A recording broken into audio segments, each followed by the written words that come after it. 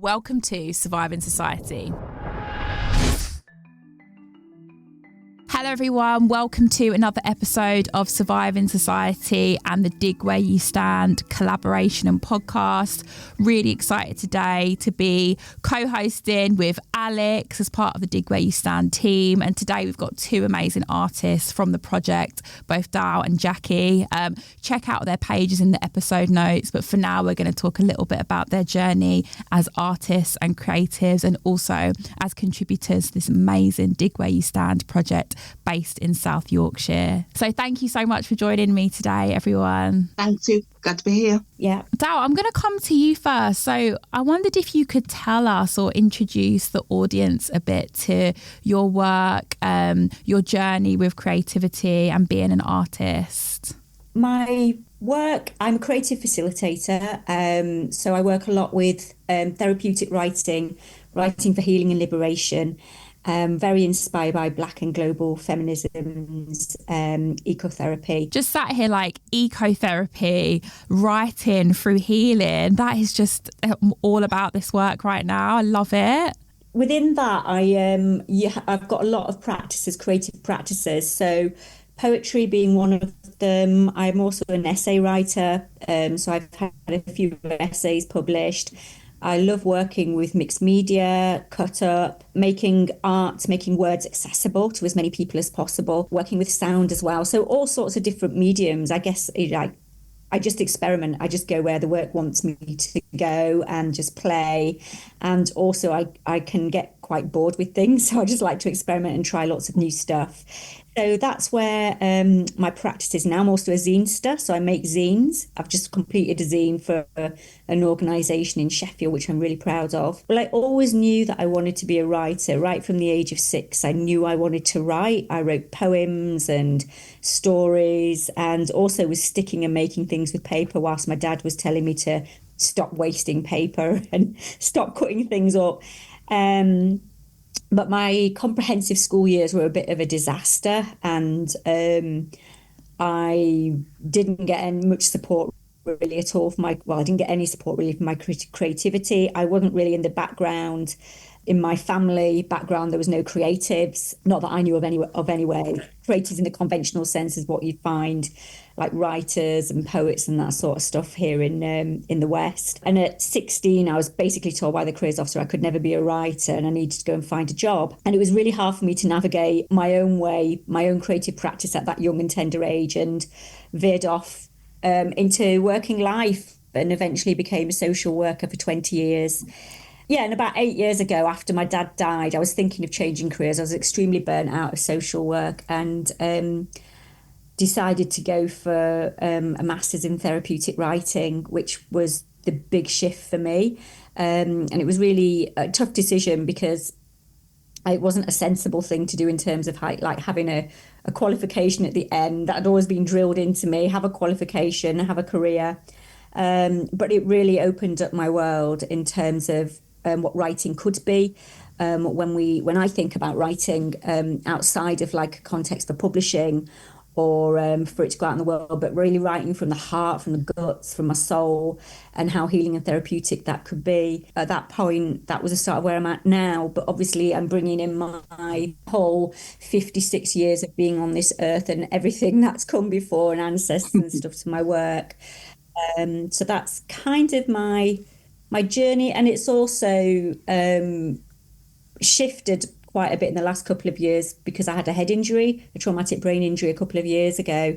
So I couldn't really write much. So I think that's where a lot more of my multimedia kind of working with collage and mixed media has come into play to help me create in ways that felt accessible for my brain at that point. Dal, thank you so much for sharing. Sorry. No, thank you so much for sharing your journey with you. I think one of the reasons why we really wanted to kind of highlight kind of the personal stories of the artists behind the exhibition at Dig Where You Stand is because so many of us have such kind of complex and interesting and grief-filled and traumatizing journeys to art, and like actually kind of hearing those, although like it can be difficult at times. I feel like recalling them. There's so many people that are listening now that it can inspire. So thank you so much for sharing that with us. And Jacqui, on to you.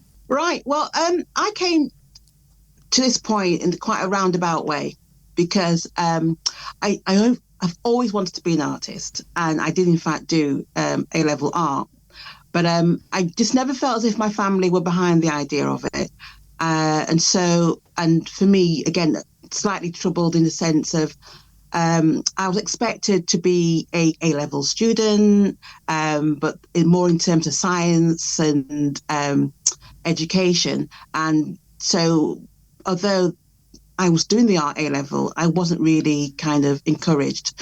And so that came to nothing. And so I took a huge shift and I got married very young.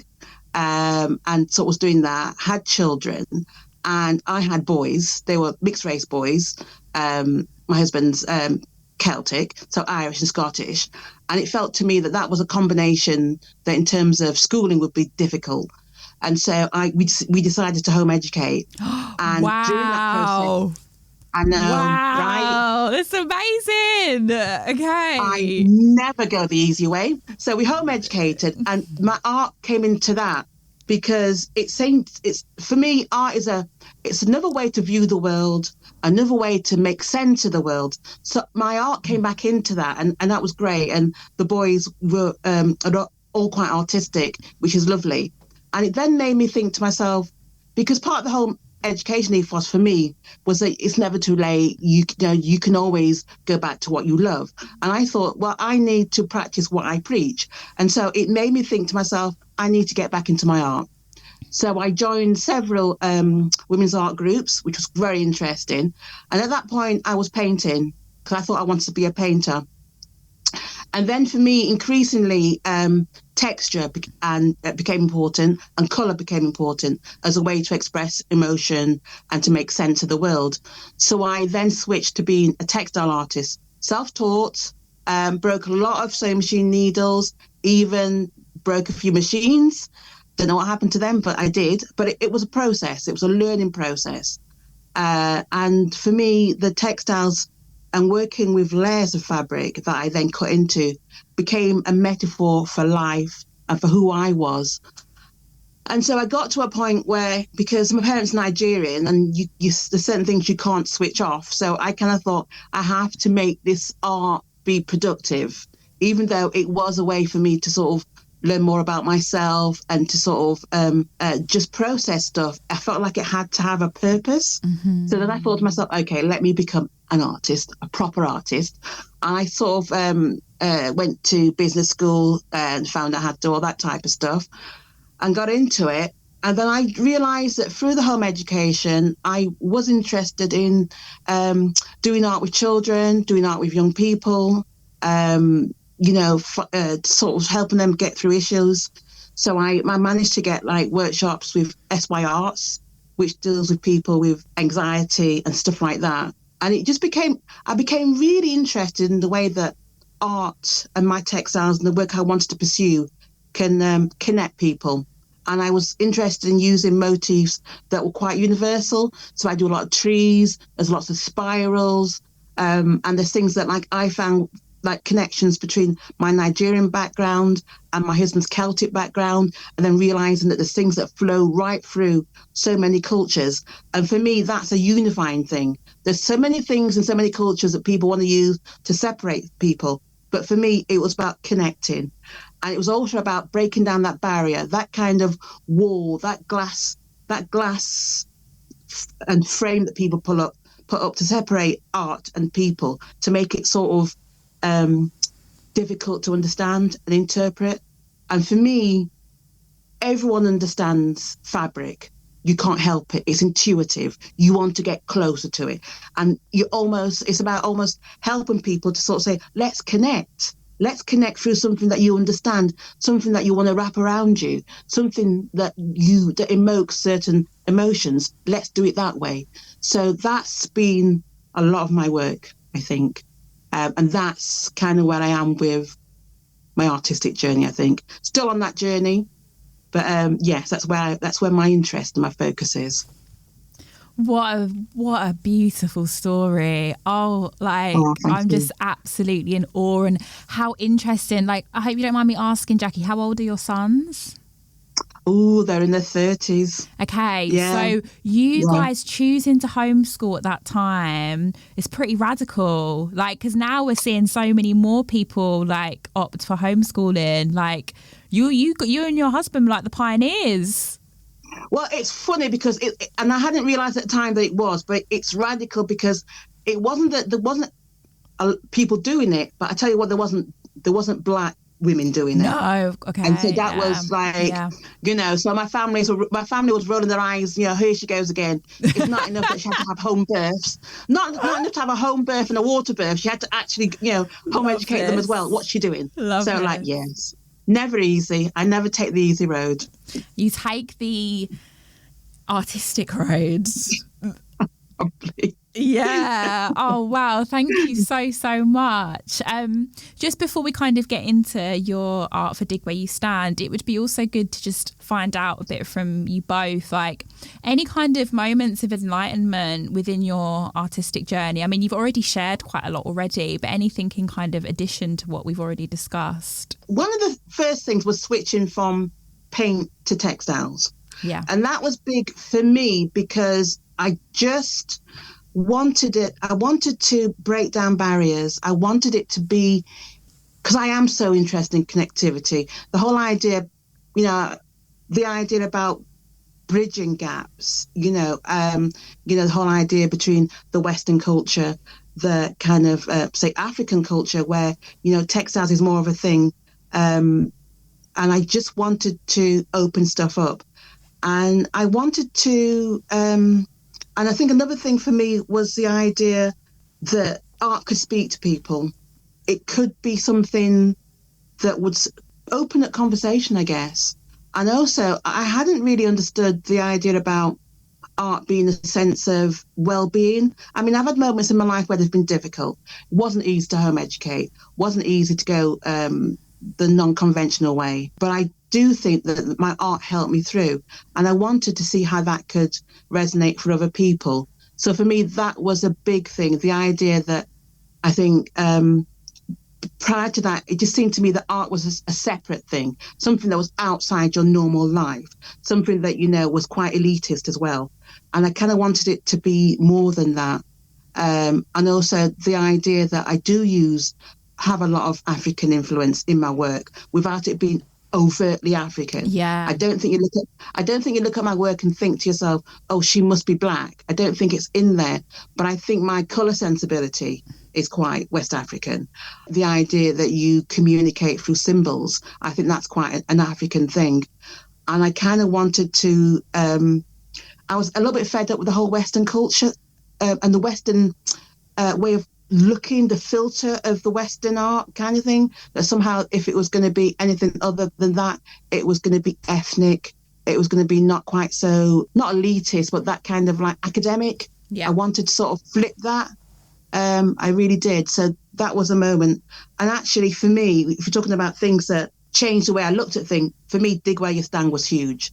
That was a huge turning point for me. And it's led to so many different things, and I'm so glad I did that. That's up to this point. That's pretty huge, I think. I mean, that's a brilliant segue. But just before we go into that segue, Dal, could you just share any kind of moments of enlightenment for you? And thank you so much. I really love that kind of emphasis on colour, your colour sensibilities. I've never heard that turn of phrase before. I'm going to use that. Like, what are my colour What are my colour sensibilities? I think one of the hugest moments for me was when I was doing my master's thesis. I was looking at therapeutic zine making to explore identity, creativity, and wildness. So it was an autoethnography. So I wanted to explore how I'd got to this point in my life in terms of who I was as a British-born Punjabi Sikh heritage woman, and who I was in terms of my creativity and also my connection to nature. And so I made I made a zine and I spent 7 days making it. I free wrote the first 4 days, and then 3 days I just free wrote on those themes of identity, creativity, and wildness, and let the words take me wherever they wanted to go. And I was amazed at what poured out. And then I cut up the words, used images, and created this, I think it was about 40 odd page zine. And I was really working intuitively, placing things, putting things together. And then I put it away for 3 weeks. And then when I opened it up after 3 weeks, I was absolutely astounded at what information was in there for me. It really, for the first time ever, veiled the impact of partition of India. So my mum and dad both went through the partition of India. Wow. Before they emigrated to the UK. And beginning to understand, being a grandchild of the partition and ancestral trauma, it also revealed to me just the extent of the challenges that I'd had with my mental health. I wrote one poem responding to a quote by Audre Lorde about what, I can't remember the exact words of the quote, about the sicknesses that you swallow on a day-to-day basis. And I responded to that as a prompt and listing all the sicknesses that I'd been swallowing. And it was the first time that I'd put down on paper all the ways I'd struggled with my mental health my whole life. Sorry, it's a bit emotional talking about it. And also having that kind of moment and that pause to have a look at where my life journey had been and the cost of not being creative, the cost of not having followed a creative path and having veered off in a direction that was so off track for me, my soul, my entire being, and what it meant for coming back. So that, I described that zine when I was writing it up as like a masala mix firework. It kind of burst into my life and spread fragrant sparks across lifetimes and themes. And I literally had it with me for about 2 years. It was a medicinal piece of work. It taught me a huge amount about my own personal creative practice, that I love working with words, but I also love working with words and image. And that, for me, very much writing is about healing. It is about liberation, not just of myself, but collectively. And it kind of really, it's been a grounding for, I think, for all the work that's come since then in terms of that creative process and how I work, but also that ongoing, there was stuff that healing, things that healed in me during that process, or began the process of healing, that I'd never been able to touch in any other way or form. So that was, it was a huge moment, and still is. It's still a huge moment for me. Thank you so much for sharing that, Dal.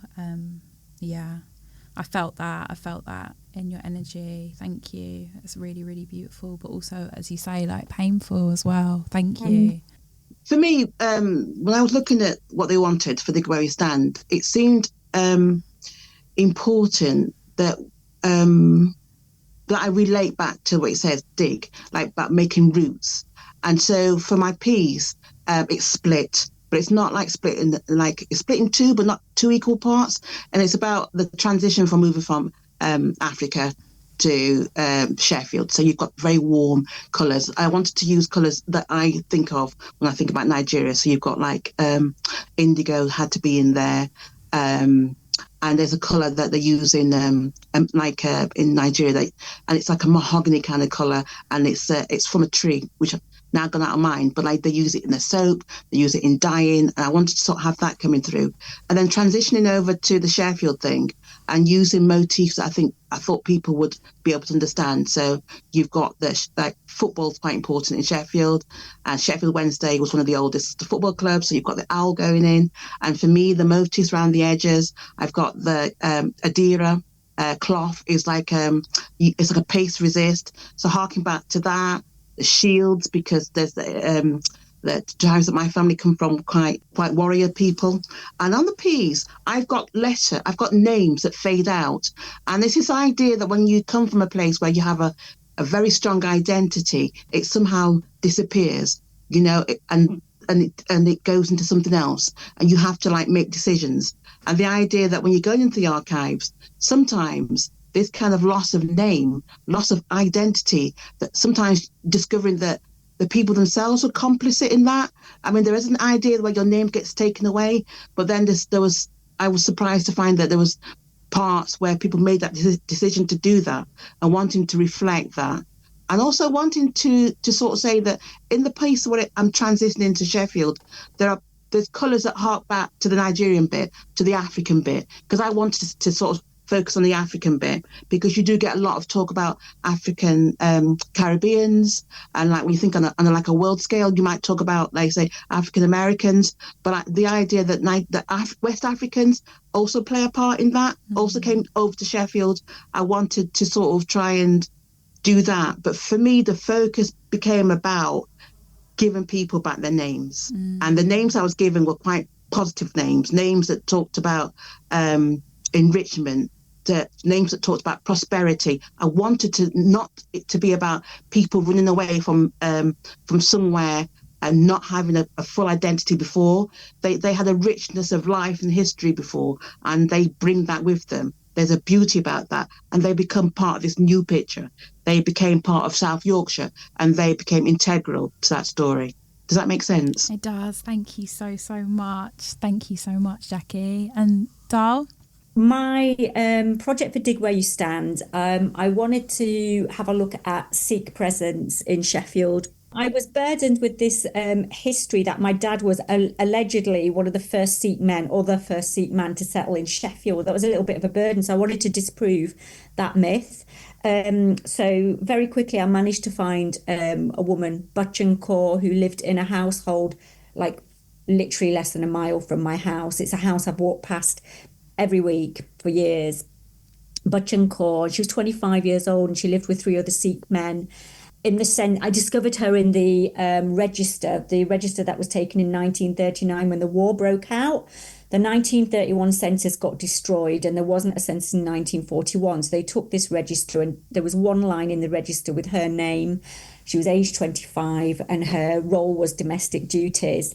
I really got emotionally connected to Bachchan, and I created 2 poems around the story. So trying to kind of imagine what her life might have been like. And the first poem, Sense of Us, was trying to kind of disrupt the archive and find the information that you find in archives. So I looked everywhere and I couldn't find anything else about her, not in shipping records, flight records, naturalization records. She was nowhere. But I kind of liked that idea. She was this bit of a fugitive. She's just one line in a register. So I tried to kind of recreate that sense that I'm in the records, but you're not going to find anything more about me.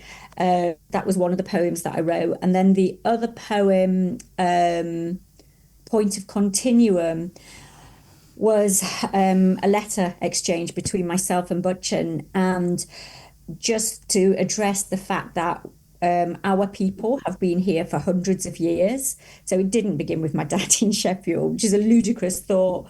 But we were here for a long time.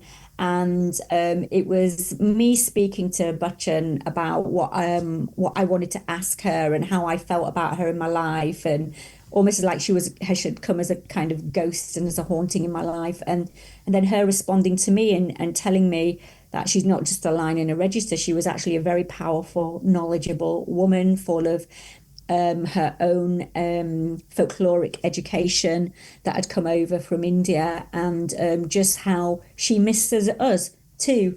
So yeah, those were the poems that I wrote. Thank you so much. And just to return listeners back to the episode notes for you to see like Jacqui and Dal's contribution to Dig Where You Stand. Alex, I'm wondering, just to kind of like round us off on this episode, if you could talk a little bit about, I think we should just have time for you to just kind of talk a little bit about Jacqui and Dal's contributions very briefly. I feel just from listening to them recite their career trajectories and their thought process behind the work, you can tell why initially they were commissioned and then why the work was so good and was received so well. I think what always drew us to both of them was their attention to process, and that came really strongly out of the workshops. and in the final bit. So for Jacqui, for example, that reflection on how the archival process was quite comparable to the aesthetic process she was going through when constructing the textile work. That was really interesting to Dig Where You Stand as an organisation. We've been really keen to put as much attention on the archival process, digging out these stories, as to the final artworks, because really the artworks are about making people aware that these archives exist, that these stories are contained within them, and that there is something that happens to any individual that tries to negotiate that space. And so both Dal and Jacqui, in being able to not only articulate that in a moment like a podcast episode, but actually express it through the work, I think is really appealing. And similarly with Dal, what I've always loved about Dal's work is a focus on form. So Dal doesn't just write a poem. Dal's notebook from where that poem was born is in itself created by her. She created the notebook that then she wrote notes in and pulled archival pieces together, and that formulated the poem. And that just attention to the process, to the form in which those artworks are made, you can really feel it in the final product. Both artists have talked about the textures of their work, and that's just because in the process they are alive to that sensorial experience, I suppose. And I think you can feel that in their final products if people do check it out in the notes. And they will do check it out in the notes. Thank you so much. It's been so amazing speaking to you guys today, hearing more about your stories. And Alex, thank you for summarising there as well. It's really, really helpful. I think there'll be so many people listening to this now that are thinking about that creative turn in their life and maybe switching careers or maybe just engaging more in art as a hobby as well. So thank you so much for joining us today. It's been a pleasure. Thank you, Chantal. Thanks, everyone. Thank you, Chantal. Thank you, Chantal. Bye-bye. Bye-bye. I'll see you guys soon. Bye-bye. Thank you for listening to Surviving Society. To support our work, you can rate, review and subscribe to host or produce a series of Surviving Society. Get in touch with us via Twitter or Instagram.